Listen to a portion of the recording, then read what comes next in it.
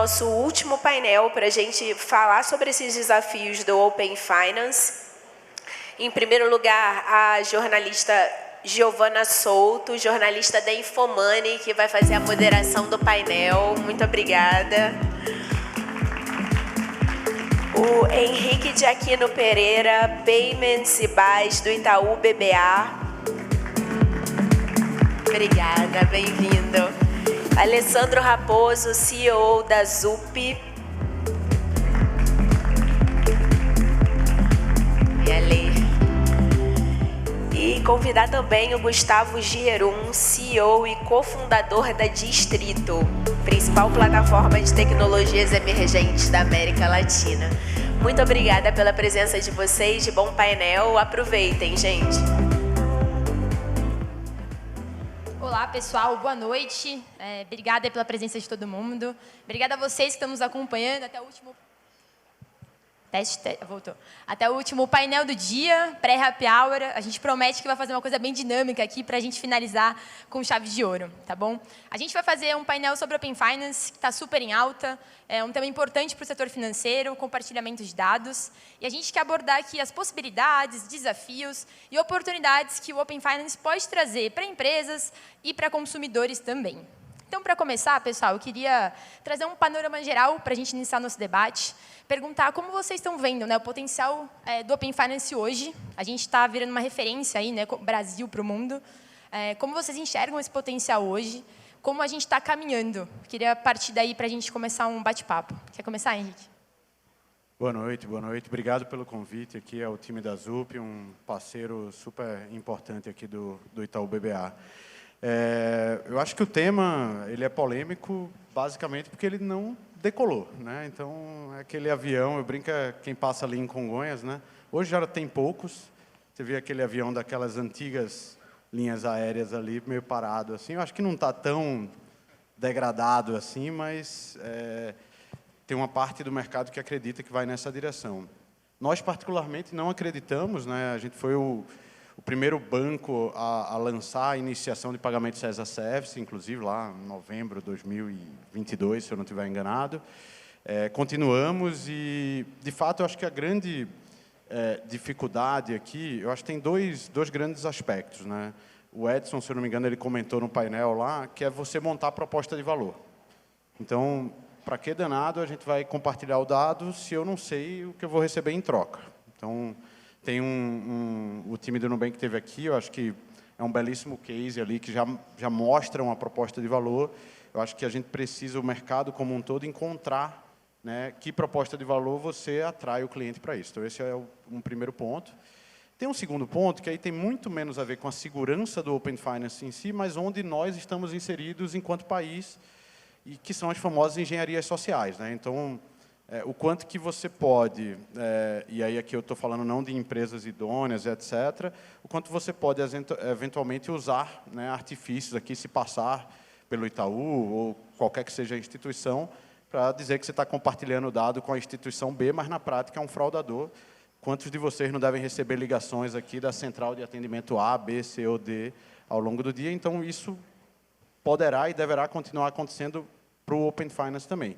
Tem nada a ver com a segurança do Open Finance em si, tem a ver com a camada que a gente até categorizou como profissão aqui, engenharia social, coitados dos engenheiros aqui, né, para falar sobre isso. Então, acho que esses são os desafios.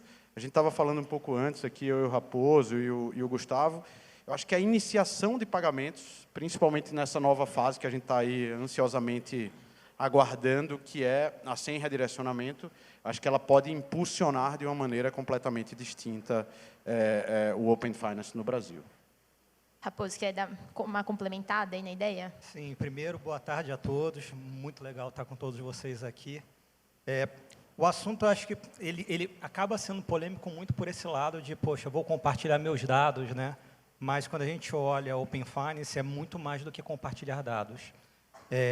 Eu concordo aqui com o ponto do Henrique do tema de proposta de valor, mas eu vou além. A proposta de valor não é a proposta de valor apenas para o consumidor final, para quem vai estar utilizando, para o ecossistema como um todo. Se fala pouco de proposta de valor dos principais atores também desse ecossistema. Então, qual a proposta de valor que uma instituição tem com o Open Finance?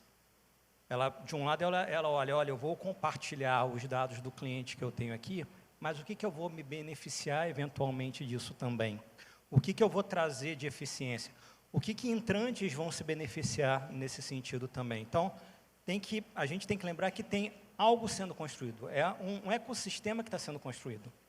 Diferente até um pouco do que a gente falou um pouco mais cedo do Drex, que eu vejo o Drex, de um lado, como algo como uma plataforma no final do dia, e algumas pessoas também meio que tentaram, até o Edson trouxe muito esse ponto, assim, não é alguma coisa para o consumidor final, né? Mas a gente tenta meio que rotular o Drex como um produto. Eu diria que o Drex é meio um SPB. Ninguém fala assim, eu quero meu SPB. O SPB é uma infraestrutura, uma plataforma onde tudo funciona. O Drex, no final do dia, é uma plataforma onde o sistema financeiro vai passar. O Open Finance, eu entendo que está num patamar acima. É um ecossistema. O ecossistema tem que ser bom para todos. E aí eu trago muita provocação que tudo poderia começar muito mais forte pelo lado transacional. Antes de começar a se falar apenas no compartilhamento de dados, mas o transacional ele pode trazer muito essa proposta de valor. A gente estava falando sobre a questão do fim do redirect, porque isso, de fato, vai trazer algo muito mais concreto para a mão do consumidor final. Quem hoje não lembra do caso da Amazon, a Amazon é o quê? Por quê? Porque com um clique você faz uma compra. Quando não tiver mais o redirect, você com um clique vai fazer uma compra no Pix. Isso muda o jogo. E aí, acho que as pessoas vão começar a se atentar. Opa, mas eu quero essa compra com um clique usando o Pix. No final do dia, a gente está falando de Open Finance. Então, acho que a gente está no meio de uma transformação e acho que a polêmica não é muito em compartilhar os dados, mas muito mais aquilo que, enquanto ecossistema, a gente vai entregar de diferente para o cliente lá na ponta, né? Vai lá. Muito bom. Boa tarde a todos. Queria agradecer aqui o convite, Raposo, o time Zup. É um prazer estar aqui com vocês hoje. Adorei a sua analogia, Henrique, da aeronave parada. Eu diria que talvez é mais do que um avião, né? Aquele drone que você pode voar como uma pessoa, que você olha, tem gente que fala assim, puta, aquilo lá não vai dar certo, né? Aquele negócio ali vai dar, não vai funcionar. E tem gente que olha e fala, caramba, esse negócio vai ser uma revolução na mobilidade urbana, regional, seja lá o que for. Eu sou mais do segundo ponto, né? Eu, como entusiasta de tecnologia, eu olho para o Open Finance, eu vejo inúmeras oportunidades, apesar de entender, né, e olhar um pouco o ecossistema ali, principalmente de startups, quem está criando o uso do Open Finance hoje em dia, ainda está com dificuldade de monetizar, ainda está com dificuldade de estruturar bem o dado, ainda está com dificuldade de gerar valor para o usuário final. Mas eu acho que isso também é parte do processo de aprendizado e amadurecimento de todo o ecossistema. Não é só da startup, não é só dos bancos, não é só do meio de pagamento e muito menos dos reguladores, né? Acho que é um processo natural. Então, eu particularmente acho que o futuro é bastante promissor aqui, principalmente do ponto de vista de democratização de serviço financeiro. E eu acho até que no sentido de integração de serviços financeiros, né? Acho que a gente vai observar uma mudança muito grande daqui para frente e o Open Finance vai ser um dos responsáveis por isso, assim como o Pix está sendo, né?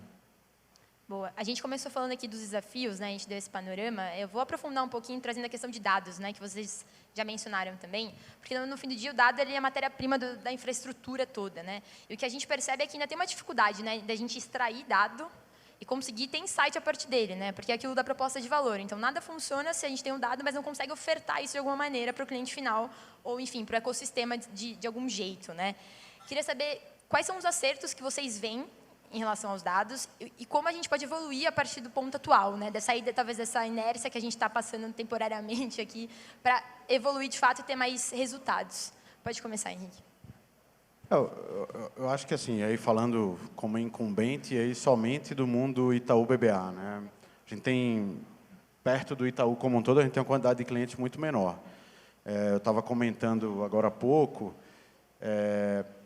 a gente tem 9.500 códigos diferentes que a gente lança no extrato de um cliente. Então, às vezes, a pessoa fala, pô, mas como que você chegou nisso? Aí a gente pode tomar um chopp depois e falar, mas... Happy hour vai durar, né? Foram ao longo de décadas que a gente chegou nisso, muita customização para cliente A, cliente B, C, D, E e assim por diante. Então, a gente já tem uma dificuldade, na realidade, em tratar o dado dentro de casa, né? Vamos ser sinceros, eu acho que isso, para a grande maioria das instituições que estão aqui, obviamente que as mais novas já nascem orientadas a dados, já nascem com a visão cliente, mas a verdade é que as instituições mais antigas não nasceram orientadas a dados e numa visão produto, né? Então, imagina que o produto A tem 100 códigos diferentes desse 1.500, o produto B tem 300 e assim vai. Se você tem 200 produtos, multiplica isso vezes dezenas de quantidade de códigos. Então, essa dificuldade de ser orientado a dados, eu acho que ela é uma dificuldade do mercado, não do Open Finance.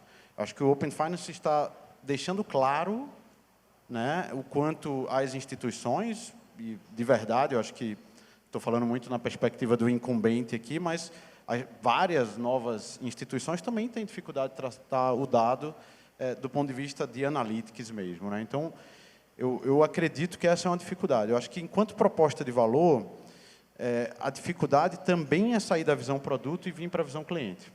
Então, a gente conseguiu finalmente taguear esses 9.500 códigos de dados e a gente chegou em 14 famílias de produtos. A gente falou, isso aqui é 14 famílias de produtos. E a gente fala lá, depois de anos, tá, gente? Assim, o cliente A, o que gerou o inflow na conta dele foi o produto X, Y e Z.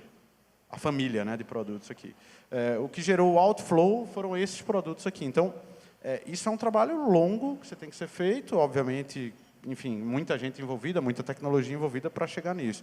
Então, acho que os casos de uso vão nascer muito disso, porque hoje, na prática, é isso. O que é que o cliente deixa muito dinheiro na conta, deixa pouco dinheiro na conta? Um exemplo bem simples. Qual o motivo? Até pouco tempo atrás, enfim, não se tinha claramente qual era o motivo. Então, acho que esse é um pouco de como você pode evoluir. E, óbvio, né, assim, você dá uma experiência, às vezes, simples, mas contextualizada, faz toda a diferença. Então, o exemplo, eu acho que foi citado no painel anterior aqui do Nubank, né? Eu vi que sua conta do banco X está negativa, você não quer que eu cubra ela? Né? Toma aqui um crédito pessoal. Cara, baita experiência simples, né? Você não precisa de 1 bilhão de dados, você precisa do saldo do cliente e você gera um contexto ali interessante. Então, eu acho que esse tipo de ideia, para mim, são as ideias que fazem toda a diferença e vão fazer o Open Finance decolar. Tá? E aquela ideia de ecossistema, né? O cliente não necessariamente entende aquilo é o Open Finance, mas ele entende que ele está recebendo um bom produto, ali, no mínimo uma boa oferta, né? Raposo, como você vê essa questão aí do patamar de dados, né, administração? Olha, eu vejo que o que o Open Finance traz como principal benefício nesse momento é um olhar de padronização. Cada um pensa no final do dia, dentro meio de uma empresa mesmo. Cada um, às vezes, vai para uma mesma informação achar que é algo diferente. Então, acho que essa interoperabilidade, no final do dia, o Open Finance, quando você abre, você está falando em você conversar entre partes, o principal ponto que está se conquistando agora é uma padronização. Uma vez essa padronização, ela, de fato, estando no ar e funcionando bem, você, a partir daí, consegue construir produtos sustentáveis. Não adiantaria nada, nesse exemplo que o Henrique acabou de dar, para uma determinada entidade, saldo negativo é uma coisa, para outra, saldo negativo é outra. Eu estou com saldo negativo na minha conta de investimento. Não, aqui é na minha conta corrente. Eu vou cobrir qual das duas contas? Como é que eu faço? Então, é o mesmo exemplo para coisas distintas e, você imagina, eu vou mandar um dinheiro de saldo negativo para uma conta de investimento, o investimento ele tem um resgate programado para o final do dia. Simplesmente não vai dar certo. Eu vou cobrir, a conta vai ficar com excesso de saldo. Então, a padronização, para mim, é a principal conquista, mas tem bastante trabalho, eu acho que ainda pela frente, porque nem todo mundo pensa o dado e a informação da mesma forma. Gustavo, e você, do ponto de vista também de empresas ali, né? Como está a experiência? Eu tenho um pouco menos de conhecimento aqui técnico, né, com relação ao Raposo e ao Henrique, mas assim, o que a gente escuta dos empreendedores que estão atuando nessa área é que, de fato, a falta de padronização, neste momento, está inviabilizando alguns modelos de negócio. E, obviamente, isso tem evoluído, né, conforme o tempo vai passando, mas, de fato, talvez um dos pontos mais importantes aqui para viabilizar essa troca de de informações e transformar dados em insights, em inteligência, né? Que no final é o que importa, né? O dado puro, ele te diz pouca coisa, você precisa usar o dado de alguma maneira que seja inteligente. Então, assim, o que a gente escuta do mercado é que ainda precisa evoluir, né? Já evoluiu bastante, já melhorou, já é um bom começo, mas ainda precisa evoluir. E acho que o Henrique trouxe aqui o exemplo dele, mas imagina 10, 15, 20, 30, 50, 100 bancos diferentes, né, com códigos diferentes, produtos diferentes, realmente é difícil de trabalhar. Então, acho que tem ainda um papel aí do regulador e acho que dos próprios players do mercado. Depois até queria ouvir vocês como que funciona essa interação, né, entre os principais players do mercado para organizar essa questão. Mas acho que, de novo, é um começo, né? Todo começo ele é difícil, né? Até você arredondar ali as pontas demora um pouquinho. Eu ia até trazer esse ponto, assim, talvez o Henrique possa ajudar também.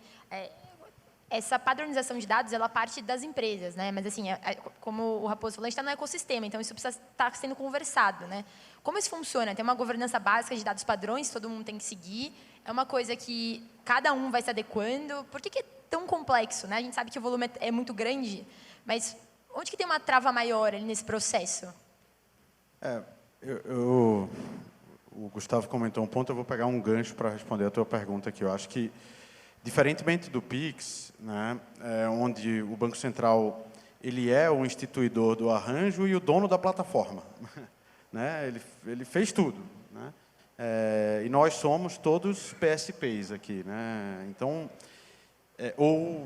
usuários aqui do arranjo. Quando você vai para o Open Finance, na verdade ele ditou a normativa, né, de uma maneira clara e deixou o mercado se regular. Então, enfim, história contada é sempre mais fácil, né, mas, sem sombra de dúvidas, é completamente diferente a experiência do Pix, de implementação e depois de operação, do que é o Open Finance. Então, sim, existem fóruns, existem a autorregulação, o Bacen participa disso ativamente, mas de uma maneira muito menos ativa, como é o caso do Pix, onde ele diz, né, olha, o código que você tem que colocar no extrato é o código XPTO, depois o nome do cliente, X caracteres. Não é assim no Open Finance, enfim. Até porque os dados já existiam e estavam nas instituições, cada um de uma maneira diferente. E, by the way, grande parte dos 9.500 códigos foram por questões regulatórias que vieram ao longo do tempo, a gente teve que ir criando a pedido do regulador também. Então, traz um tom aqui e uma complexidade ainda maior. Então, assim, na nossa visão, é até injusto a gente ter mercado, né, uma expectativa parecida com o que a gente tem do Pix para o Open Finance, porque simplesmente foi organizado de uma maneira diferente. Então, acho que esse talvez seja o ponto central, assim, né? Se a gente tivesse... Aí tem prós e contras, enfim, aqui sobre esse ponto, mas talvez se a gente tivesse uma padronização, uma atuação maior, não precisava ser como é no Pix, onde ele é a plataforma, eu acho que esse ponto poderia ajudar, inclusive, já dando um gancho para a próxima pergunta, eu espero, sobre o Sem Redirect, vai ter que acontecer dessa maneira, né? Hoje, você, iniciador de pagamento, quiser se conectar com 20 detentores de conta, cara, teu contrato bilateral vai ser diferente com os 20 players. Se você quiser fazer API com os 20 players, o código da API, o payload lá da API vai ser diferente também. Então, assim, eu fico imaginando, né, as empresas de iniciação aqui que o Gustavo comentou, cara, a complexidade que é você nascer num mercado onde não há padronização alguma, né? Então, isso eu estou falando, não estou falando do dado, eu estou falando de como você troca o dado. Prática ali. Né? Então, é só para trazer um pouquinho mais de insumo sobre esse tema. Vou puxar aqui com o Raposo também, falando um pouco dessa questão, enfim, a evolução dessa padronização é melhorar essa proposta de valor também, né? E aí, avançando um pouco nisso, queria entender, assim, o seu ponto de vista sobre... As empresas, elas estudam muito essa viabilidade e monetização, e isso acaba trazendo um pouco esse processo, fica muito no... E se essa flexibilidade do ecossistema é muito grande, isso vai dando uma atrasada em pôr para a rua e em fazer as coisas acontecerem? Eu acho que não. Acho que, assim, existem...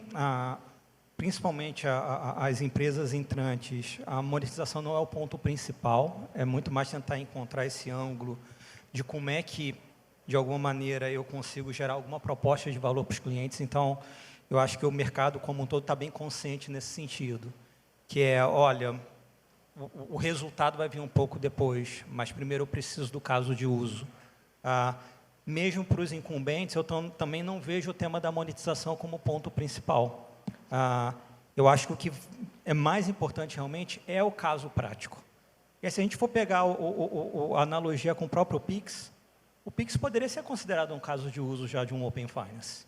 A gente pensa assim, olha, pegamos, vamos fazer transferência instantânea entre partes, são consumidores A e B, vamos compartilhar dados no final do dia, porque você tem lá um DICT, onde você tem um grande compartilhamento de dados, que são o compartilhamento das chaves, todo mundo tem uma padronização. E olha como avançou rápido. Quando a gente fala em Open Finance, a gente está falando em assim, um volume multiplicado a N de casos de uso à la Pix. Então, se a gente pegar cada caso desse, e a iniciação, acho que, ao meu ver, é o que está no caminho mais próximo de um sucesso, com a saída do Redirect, você vai ter um primeiro caso de uso de Open Finance que pode ter uma escalada muito grande. Porque muita gente aqui meio já reclamou, poxa, mas a jornada de pagar com Pix é muito ruim em alguns casos. Mesmo o Pix ele é uma boa opção, por exemplo, para um comércio eletrônico, mas ele não ganha, por exemplo, do One Click to Buy. Quando você coloca agora um Pix, uma iniciação de pagamento sem redirect, você já igualou. E aí você já tem um caso prático que certamente vai aumentar muito o uso. Exatamente. Então, acho que vai mais por aí, menos do que a questão da monetização. Boa. Gustavo, e você? Você que está ali no ambiente da empresa, né? Você vê que essa questão da monetização está ainda numa parte B, a gente está um pouquinho antes ainda? É muito legal esse tema, né? Porque os desafios de você organizar bem os dados, e principalmente no mundo das startups, dos empreendedores, onde você tem menos tempo para monetizar e você tem mais urgência, né, para poder fazer disso um negócio, né? Principalmente com relação a grandes bancos, né, e players mais bem estabelecidos, é que o empreendedor ele acaba usando a informação que ele tem para criar coisas novas, né? Então, a criatividade ela vai sendo usada para trabalhar aquilo que existe hoje. Então, a gente percebe os empreendedores criando outros produtos que não têm a ver com serviços financeiros em cima dos dados do Open Banking, né? Então, a gente já viu startup criando inteligência de mercado, né? Então, de X mil ou milhões de usuários que eu tenho aqui que são clientes de tal empresa de telefonia, a gente percebeu que eles têm um comportamento de consumo que é nessa direção, né? Ou, quem consome tal empresa ou tal loja também consome o produto Y. Então, a gente percebe as empresas começando a usar o dado do jeito que ele está lá disponível para coisas que não necessariamente são ligadas ao mercado financeiro. Então, acho que isso é interessante da gente notar, que é um efeito colateral, vamos dizer assim, do momento de mercado, mas que não é algo ruim, também é algo interessante. Então, eu acho que a monetização para serviços financeiros ela ainda está um pouco engasgada, né? O mais óbvio aqui no Open Finance é modelos de risco, né? Então, como é que eu pego aqui, né, a renda da pessoa, como é que eu pego o que ela gasta e como é que eu vou inferir ali qual que é a capacidade de crédito que ela tem. E isso acho que ainda não está sendo melhor utilizado ou tão bem utilizado quanto poderia, mas a gente tem visto outros tipos de casos de uso que são super interessantes também. Mas no final, a gente sabe o tamanho do mercado financeiro e aonde que mexe o ponteiro, né, de cada um desses players. E o mercado vai ter que se organizar para poder aproveitar melhor esses dados, né? Boa. Eu vou avançar aqui um pouquinho para a gente falar de outro tema dentro dessa polêmica de Open Finance, que é a segurança, né? A gente sabe que muitos clientes, pessoas físicas ainda, em busca de entender também o Open Finance, têm alguns receios em relação ao compartilhamento de dados, até por falta de conhecimento, né, e tudo mais. Queria saber, começando por você, Henrique, como funciona essa questão de segurança, pensando em evitar fraudes, né? A gente sabe que a inteligência artificial está vindo aí também. Então, assim, a tecnologia vai avançar muito daqui para frente, muito rápido. Como o Open Finance pode ajudar em termos de segurança e quais são os mecanismos ali, né, para evitar fraude, por exemplo, que o Itaú trabalha e está vendo já? Perfeito. Eu vou começar pelo final, né? Eu acho que assim, quando a gente olha os dutos onde são compartilhados os dados, não vou dizer que a preocupação é zero, mas ela é muito próxima a zero. Então, assim, o dado saindo da instituição A e indo para a instituição B... Está muito bem estruturado, né? Está super bem estruturado, enfim, tem todo um protocolo que a gente já utilizava, a gente sabe fazer isso muito bem no Brasil pela dor, não pela oportunidade, então acho que não é essa a preocupação. Eu comentei um pouquinho mais cedo sobre a engenharia financeira, não, desculpa, a engenharia social. Eu acho que essa camada da engenharia social, e dado que não pegou o Open Finance, ela é pouco utilizada ainda, tá? Então, esse ponto proporcionalmente ao uso, pode ser que aumente muito daqui para frente o risco, pode ser que se torne um problema, caso o uso, de fato, ocorra, ele pode ser um problema, como a gente vê acontecendo, e, enfim, o Brasil, a gente, infelizmente, é líder, ficamos ali brigando, top 1, top 2 aqui de engenharia social em termos globais. Então, esse pode ser um problema, e aqui não tem jeito, né? A vacina é educação, inclusão financeira, é compartilhar. Então, quando você vê, né, vou dar o nosso exemplo, mas tem N instituições. Pô, você gastar horário nobre da televisão brasileira, intervalo do Jornal Nacional, intervalo da novela lá das 9 ou das 10, eu acho que é das 10 agora, lá na Globo, o Itaú, com 45 segundos para falar de segurança, não compartilhe o seu dado, a gente não te liga. Cara, seria bem melhor falar de produto, falar de crédito, né? A gente não quer ficar falando sobre isso, né? Só para deixar claro. Mas precisa, porque essa conta custa caro. Então, essa camada de engenharia social, se o Open Finance pegar, pode ser um problema aqui, enfim, para o compartilhamento de dados aqui. E, por último, e aí são coisas, nuances pequenas, eu acho que foi o Edson que comentou também, o próprio nome, né? Então, você obriga lá que diga, estou compartilhamento de dados via Open Finance. Pô, de verdade, assim, vocês perceberam o meu sotaque aqui. Se perguntar para as pessoas do meu meio, vai ser muito pior do que as estatísticas que vieram aqui. 36% das pessoas conhecem o Open Finance. No meu meio, é bem menos do que isso. Talvez no ambiente que eu trabalho, é 100. No meu outro ecossistema aqui, que eu transito na vida pessoal, é muito menos do que isso, assim, eu garanto. Então, tem uma série de nuances aqui para poder fazer esse negócio decolar, assim, mas eu diria que segurança é engraçado, talvez seja, por enquanto, o menor dos problemas, assim, do Open Finance. Talvez porque a esteira ali de produtos também está caminhando, né? Até chegar quando estourar ali no consumidor final, talvez essa questão fique mais evidente, né? Exato. Raposo, mas e sua visão sobre a questão de segurança, né? É claro que a gente ainda tem um caminho para percorrer, mas é importante também o mercado se precaver, né? E tentar, enfim, se preparar para eventuais problemas que devem surgir, né? Sim, bem, acho que a gente tem que pensar aqui em 3 camadas, né? A primeira camada ali da infraestrutura, vamos dizer assim. Esse ecossistema, no final do dia, tem uma infraestrutura que é bastante segura. O cuidado é muito grande na questão da troca das informações, de que tudo vai correr da maneira correta. Então, esse ponto, sinceramente, é o que menos me preocupa, e todos os atores que estão envolvidos nisso, seja o regulador ou todas as instituições envolvidas, estão com muito cuidado nesse sentido. Acima disso, você tem as instituições. Então, nesse ponto, você tem todo um mercado com cada vez mais empresas que não tem só a questão do próprio Open Finance, você tem a LGPD também como uma linha de defesa importante também para que as informações elas sejam protegidas. Mas é um ponto de vulnerabilidade, eu diria que um pouco acima dessa infraestrutura. Mas, na minha opinião, sem dúvida alguma, o terceiro ponto de maior vulnerabilidade está realmente em quem está usando ali a informação, né, a ponta final. Então, essa questão da engenharia social é, de fato, a meu ver, o ponto mais crítico. E aí cabe muito a gente, ao pensar os produtos, como é que a gente acaba criando também essas proteções no final do dia. É muito comum se falar, e é natural hoje, o benefício está vindo muito do lado de risco ainda, seja para o lado do crédito, ou mesmo para prevenir comportamentos que não são adequados, mas eu acho que é o primeiro patamar já para tentar trazer um pouco mais de segurança. Aí eu não estou falando mais de roubo da informação, mas como é que eu não permito nem que aquela pessoa, de maneira inocente, passe aquilo? Então, colocar tecnologia, a gente se colocar um pouco essa responsabilidade que a gente vai ter que também proteger ali a parte mais frágil que vai ser esse consumidor. E só para complementar aqui, né, toda tecnologia nova, todo desenvolvimento de tecnologia destrava valor para inúmeras oportunidades, mas também gera oportunidades para coisas do mal ou para quem não quer usar da melhor maneira possível, né? Isso serve para a inteligência artificial, né, que está gerando a cura do câncer, ou seja lá o que for, mas também um monte de gente usando para fraudar, né, o Face ID, ou seja lá o que for, né, fazer deepfake, seja lá outras coisas. O próprio Pix, né? O Pix foi lançado por uma ferramenta espetacular de democratização, acesso a serviço financeiro, mas a hora que você vai ver, putz, tem gente mandando mensagem ali para uma pessoa ou para outra usando o Pix, tem gente que aproveitou para roubar dinheiro das pessoas, né? Através de sequestro relâmpago.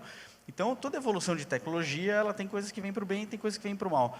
E aí cabe o próprio mercado também arbitrar e controlar e evoluir, né, em função de combater o mal que é gerado por conta dessas novas tecnologias. E aí a gente sabe que no Brasil, pelo menos os grandes bancos, eles são muito rígidos com isso, né? Tem uma atuação muito forte. Então, eu acho que a segurança sempre vai ser um issue, né? As pessoas precisam acostumar a compartilhar dado, entender que o risco ele é pequeno, mas ao mesmo tempo eles precisam ver o benefício desse, né, de correr esse risco, mesmo que ele seja pequeno, e ao mesmo tempo a gente sabe que o próprio mercado vai se autorregular, dando para os usuários aquilo que eles precisam para poder evoluir, né? Boa. Eu vou avançar aqui para a gente falar, porque o tempo está correndo, sobre produto de fato agora, né? Entre tudo o que a gente está conversando, o Pix surgiu aqui algumas vezes, e para outubro ele está prevista a chegada do Pix automático no âmbito do Open Finance, que é um produto que promete aí muitas coisas, né? Mudar ali o patamar de transação. Queria que vocês comentassem um pouco a expectativa em relação a esse produto, o que vocês esperam que ele pode trazer de novas transformações, né? Ou talvez até acelerar um pouco esse avanço, né, do Open Finance aqui no Brasil. Boa. Acho que ainda bem que a gente vai terminar bem aqui. Então, assim, sem dúvida, como eu comentei, o Sem Redirect, ele, na minha opinião, vai mudar o jogo completamente do Open Finance e da experiência de pagamento do Pix. E aí, juntamente com isso, quando você pega lá, desculpa a tecnicidade aqui, tem 5 jornadas possíveis do Pix automático. 4 são do Pix per se e uma é o Pix mais a iniciação de pagamentos que está dentro do Open Finance. Por que o débito em conta não pegou até hoje no Brasil? Né? Aí tem inúmeras discussões, mas eu gosto de ser uma pessoa de opiniões fortes, então eu vou dizer o principal problema. O principal problema é que você dá autorização para debitar sua conta num lugar e, na prática, você tem que ir em outro lugar para autorizar aquilo ali. Isso por quê? Porque a gente precisa de segurança no mercado financeiro. Né? Essa jornada, eu estou sendo bem simplista aqui, ela vai precisar continuar acontecendo no Pix automático, exceto se você usar a iniciação de pagamento.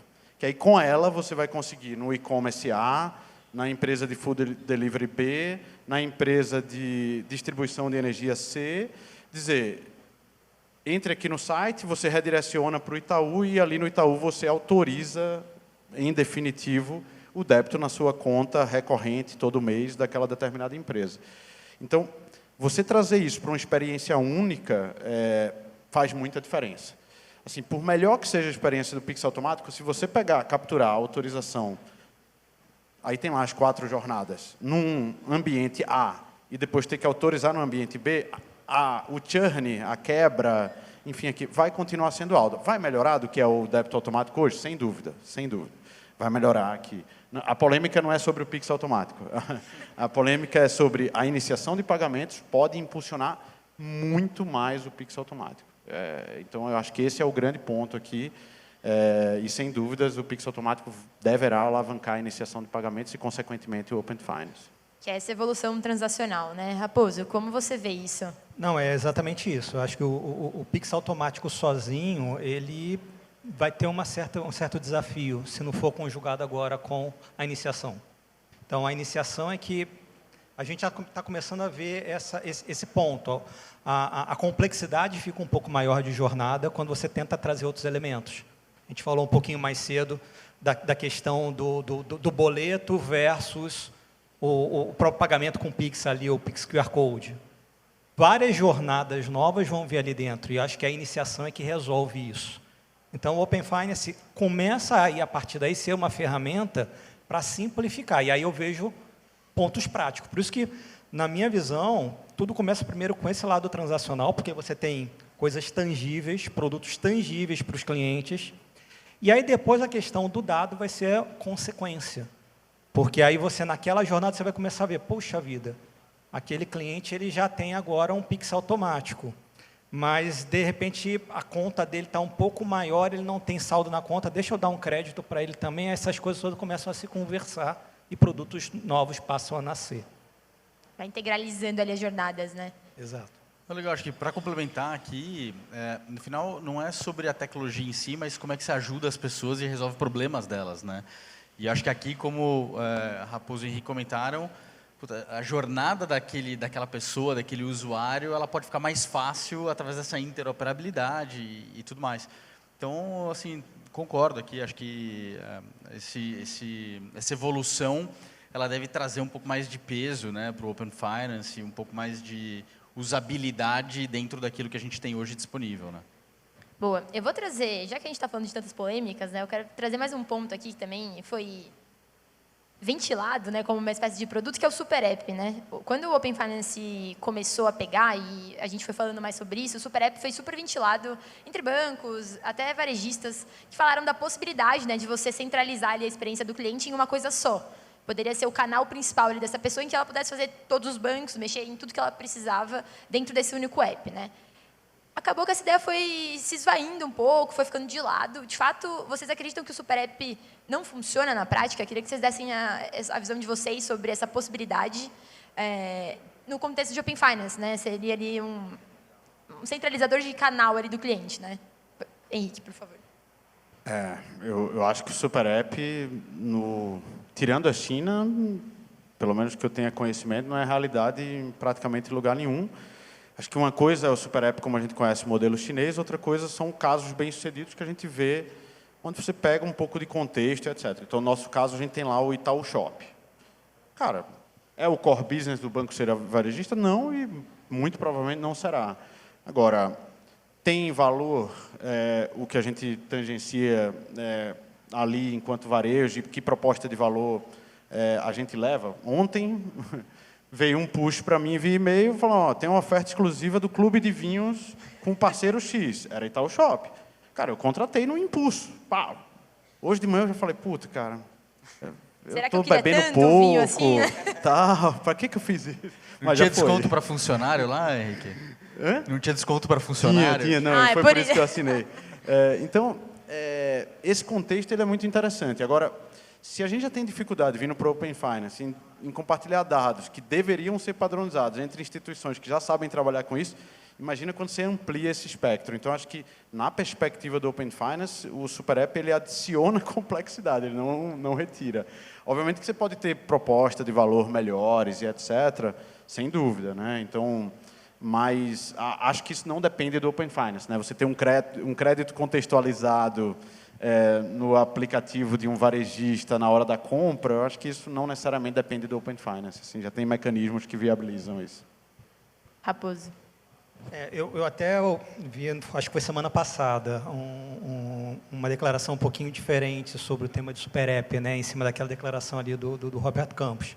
Acho que, da maneira como foi colocado ali inicialmente, todo mundo pensou muito exatamente na experiência chinesa. Poxa, eu vou ter um lugar onde eu vou ter tudo. E aí foi um pouco refraseado, assim, não, a gente vai ter um único app, quase que um único internet banking, onde você vai ter sua vida financeira inteira.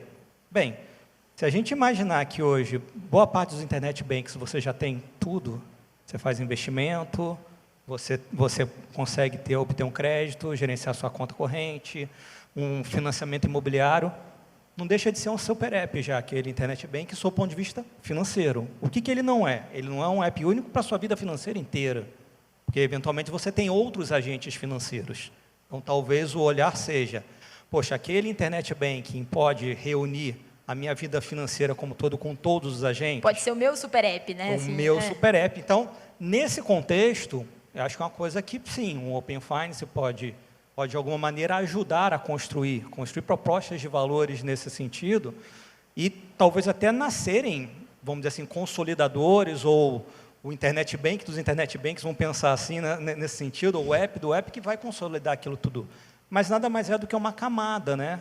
É diferente um pouco da visão do super app chinês, onde você tem a tua vida pessoal ali.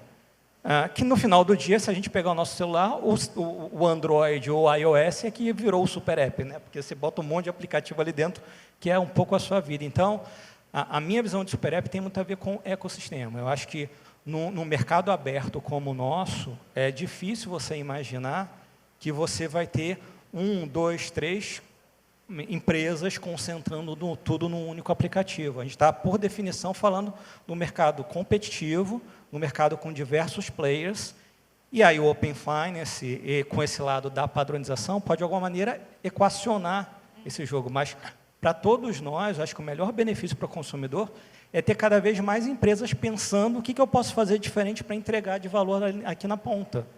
E, do outro lado, você com essa infraestrutura, a gente, por exemplo, na Zup como plataforma, fica pensando o tempo todo, poxa, como é que eu crio uma plataforma uniforme que cada cliente vai usar de uma maneira diferente e criar uma proposta de valor diferente na ponta? É a mesma coisa que a gente possa pensar nesse lado do ecossistema, e o Super App, no final, para mim, é o ecossistema e não o aplicativo em si. Interessante essa visão.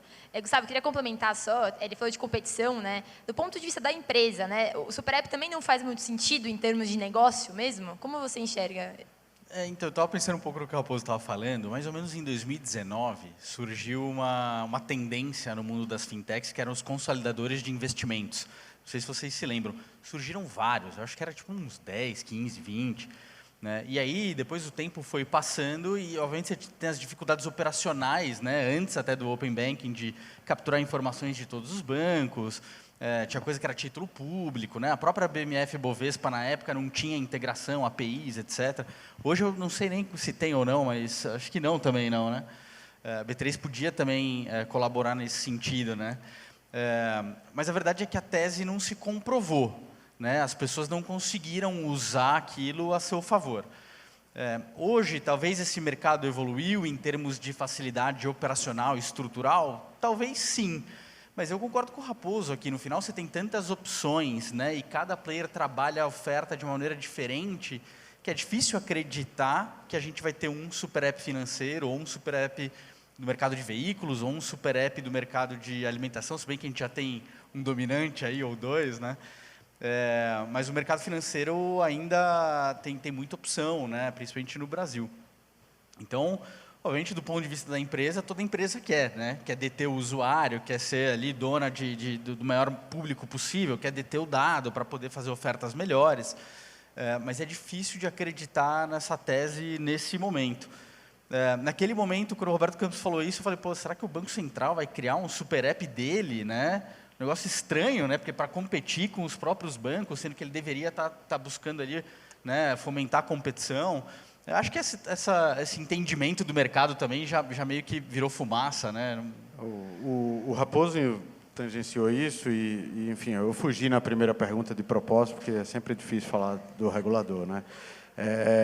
Mas tem um ponto importante, né? Em vez de você ser a camada do front, se ele for a camada de plataforma e falar, olha, cara, o CPF do Henrique Aquino, por algum motivo, teve uma fraude recorrente, e ele compartilha essa informação com o mercado inteiro, cara, isso tem um valor gigante. Então, se ele fosse o super app do back-end, ajudando a deixar mais fluido né, o Pix, enfim, qualquer outro tipo de transação financeira, isso já teria um ganho enorme. Então, nossa expectativa seria muito mais nessa direção do que na direção dele se tornar um super app. Até como cidadão, eu acho que a gente, infelizmente, ia queimar rios de dinheiro ali no super app à toa. Tá? Mas acho que a situação atual, né, pelo que a gente tem visto ali do governo drenando o orçamento do Banco Central, é improvável isso acontecer, né? Tem muitas questões ali, né? E assim, o formato então do Super App talvez não esteja bem estruturado o suficiente para a gente avançar nisso, né? Mas muito legal, pessoal. A gente tem um tempinho, eu queria saber da plateia se alguém tem alguma pergunta para a gente finalizar aqui o debate, finalizar com alguma pergunta, alguma questão. Senão a gente pode ir encerrando aqui para as palavras finais. Todo mundo quer o happy hour, né? Não tem jeito. Não? Então, beleza. Pessoal, eu queria agradecer aqui a participação de vocês. Queria deixar aqui um tempinho final para vocês darem as últimas palavras. E muito obrigada pela presença, começando aqui pelo Henrique. Só agradecer aqui a ZUP. Eu acho muito legal o evento aqui. A gente já parceiros aqui de longa data. Eu acho que palavras finais sobre o tema, que eu acho que é isso. Eu acho que a iniciação de pagamento pode, sim, com essas duas jornadas, seja o Pix automático, seja a iniciação, sem redirecionamento, trazer uma experiência totalmente diferente para o mercado. Então, a gente continua acreditando nisso, enfim, inclusive em conjunto com a ZUP aqui também. Então, super feliz aqui, muito obrigado. Bem, também agradecer aqui a todos e, como consideração final, colocar aqui o nosso papel, nossa missão principal aqui do lado da ZUP como plataforma é exatamente procurar facilitar a vida de todo mundo que quer, de alguma maneira, estar dentro do Open Finance. É um tema que é bastante complexo, então a gente, do nosso lado, tem esse desafio de tentar transformar esse assunto, que é um pouco mais árido para muitos, em algo que possa ser simples. E o nosso olhar está muito assim, poxa, como é que eu crio vários elementos para que cada um possa colocar uma proposta de valor na ponta diferente para os seus clientes. Então, é mais passar a mensagem que podem contar com a gente para tentar, junto aqui, a gente construir muita proposta de valor, porque eu acredito muito que o nosso futuro aqui de sistemas financeiros passa assim pelo Open Finance. Muito bom, também queria agradecer aqui o convite. ZUP, parabéns pelo evento, um evento que proporciona aqui uma discussão muito rica, e acho que o networking entre as pessoas também é super importante.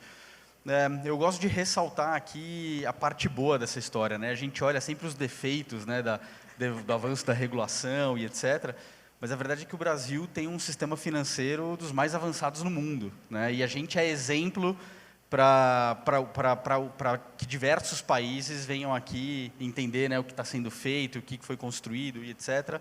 Então, obviamente, a gente sempre gostaria de andar mais rápido, mas a verdade é que o Brasil tem muita oportunidade em serviços financeiros, e o avanço da tecnologia tem proporcionado cada vez mais acesso a produtos financeiros para quem não tinha, democratização, né, novos empreendedores, novos players no mercado, né, uma reconfiguração do sistema financeiro como um todo.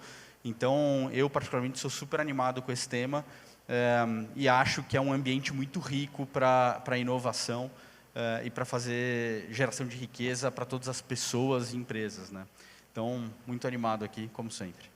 Legal, eu espero que debates como esses também promovam mais e mais conversas e avanços daqui para frente. Pessoal, quero agradecer vocês, muito obrigada pela atenção e pela companhia até aqui. A gente vai encerrando o painel, e muito obrigada.